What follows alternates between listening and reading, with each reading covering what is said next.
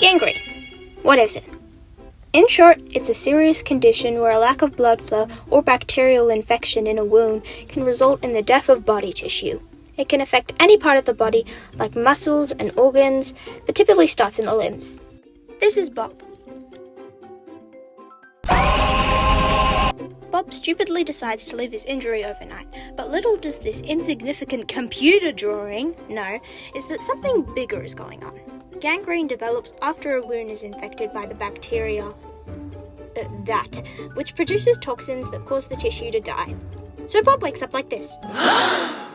Gangrene can look dry, shriveled, brown, purple, blue, or black.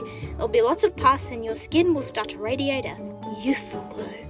But gangrene spreads, and it spreads fast, taking only 48 hours, which can be deadly. So Bob has to get to the hospital immediately. The doctors that we have today can take care of it with modern sciences and technologies, but let's go into our hypothetical time machine and go back to the Civil War. Obviously, it being a war, soldiers were getting shot and stabbed and shot through the ground, so gangrene was pretty common. 2/3 of the people who died in the Civil War died from infections like this one. Probably because the hospitals were in terrible condition, and the treatments were plain ineffective. Stuff like mixing dirt, clay, nitric acid, and charcoal onto the wound, which did not work.